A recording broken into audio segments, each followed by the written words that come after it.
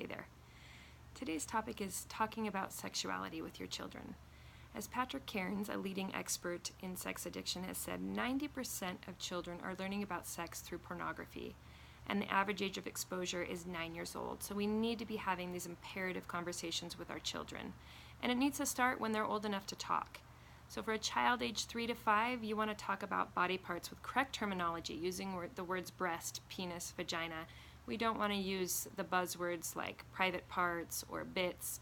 We want to make sure that we're using those words to debunk the mystery or the shame behind it. When I was growing up, sex wasn't talked about. You got the talk when you're older, right? But otherwise, my questions were mostly answered with, oh, that's dirty, that's bad, that's gross, don't talk about it. Save it for someone you love. We want our children to understand that sexual intimacy is a gift that helps us feel bonded to our partner. So 3 to 5, again, talking about body parts, good touch and bad touch, helping our children understand that nobody's to touch your body without your permission, and you are not to touch anybody else's body without permission. Again, teaching children about sexuality is not parenting without values. I like to think of 5 values that I want my children to bring to a loving, intimate relationship with a partner someday, and I like to use those values from the time a child is little. Words like respect and consent and boundaries and personal space. We want to use those words with our children so that they grow up familiar with what they mean and with those values. When a child's between the ages of 5 and 8, we start to talk about conception. We start to talk about the reproductive system and about fetal development and childbirth. There are a number of good resources. One of my favorites is a book called It's Not the Stork. I couldn't find my copy. I do have a few other resources to share with you for young children. Again, this one would probably be appropriate for children 3 to 5. It's called Good Touch, Bad Touch. It's Not the Stork would be a good one for children 5 to 8. There are also these books called 30 Days of Sex Talks, and they are leveled to ages 3 to 7, 8 to 11, and 12 and up. For pornography, there are several religious-based books. The Trap is one. Good Pictures, Bad Pictures. You can go to pornproofkids.org to learn more about that. But we do know that our children are going to be exposed to pornography. The goal here is that our children know what to do when they are exposed, and they know who to talk to, and that we don't shame them in any way, no matter if they went towards it or not, right? It's normal for children to be curious, and we need to help our kids understand that and to debunk the shame. So shame is the feeling that I'm my behaviors and therefore I'm a bad person. And guilt is, I feel bad about that behavior. Guilt is healthy, shame is not. One way to debunk shame or get rid of shame is by talking about things. And that's the goal. Again, we want our kids to be coming to us and asking the questions that make us blush. Between ages of 8 and 11, it's time to talk about intercourse.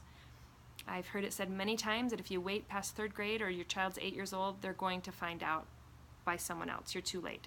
So other good topics to talk about are boundaries, puberty, the female menstrual cycle, pornography, and sex abuse. We also want to talk to children about love. So between 11 and 14, our kids are going through puberty. We're going to have more conversations about body development, about love, and about dating, and about boundaries. We want to talk always with our children about internet cautions and sexting. We want to be there to fill in the gaps and to debunk the myths. So you can use opportunities when you see a TV show or a movie that's showing something that doesn't resonate with your values about human intimacy. Share that with your children. The thing that pornography does is it takes the emotional intimacy out of sex, and it makes it just an exchanging of parts and fluids. And we want our children to know, I tell my children often, when you have sex, your brain actually releases chemicals that make you feel good and bond you to your partner. And that's why it's important to wait to have sex until you are mature enough to pick a partner that's a life partner, right?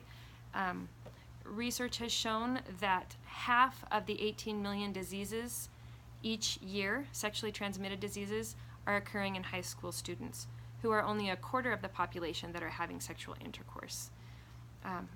Children want to know what's going on in their bodies. They want to know the questions that they have. You want to be the safe person that they can come to talk about that.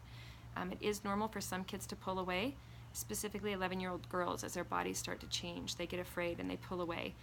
One of the things I've told my children, if you want autonomy, if you want independence, if you want to date when you're older, you've got to be willing to have these difficult conversations. So again, the goal is to just speak with your children frequently and openly. If you get knocked off center, believe me, I have. I've had some real doozy questions. It's okay to just take a deep breath and say, wow, that question makes me feel a little awkward, or that question really surprised me. Give me a minute. And it's important to, again, answer honestly and only give them as much information as they're asking for. Sometimes we give them the whole bit and they're not really asking for that. It's also okay to say, you know, that's a really personal question. It's something I may answer when you're a little bit older. Good luck.